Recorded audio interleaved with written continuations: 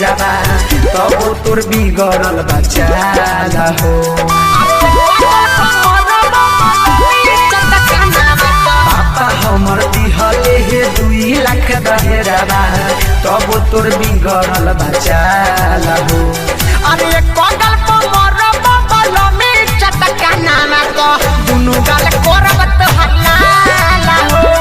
अरे कोगल पर मरब बलमी चटकाना तो दुनु गाल करब तो हल्ला हो।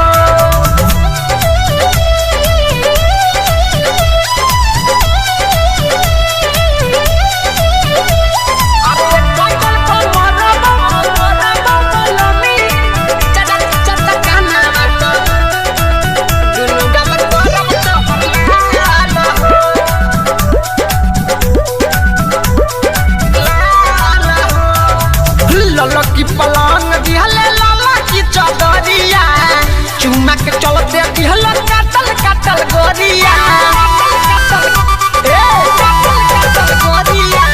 लाला की पलंग दिहले लाला की चदरिया चुमा के चलते दिहले काटल काटल गोरिया।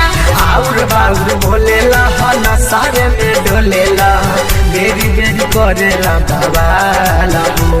अरे कोगल पर मरब बलमी चटकाना तो दुनु गाल करब तो हल्ला हो। अरे कोगल पर मरब बलमी चटकाना तो दुनु गाल करब तो हल्ला हो। अरे कोगल पर मरब बलमी चटकाना तो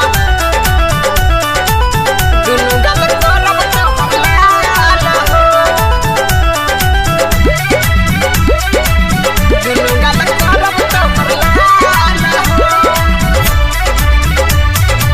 तोर सत्त तोहरे चलते सोरा हो खजाना सागोर संगम तोहर चली ना बहाना। तोर सत्त तोहरे चलते सोरा हो खजाना संजीत संगम तोहर चली ना बहाना। राइटर अभी की विशाल राजा बतिया तू बोला न संभाल हो। अरे कोगल पर मरब बलमी चटकाना तो दुनु गाल करब तो हल्ला हो। अरे कोगल पर मरब बलमी चटकाना तो दुनु गाल करब तो हल्ला हो। पापा हमर दिहले हे 2 लाख दहेराबा तब तोर बिगड़ल बचाला हो।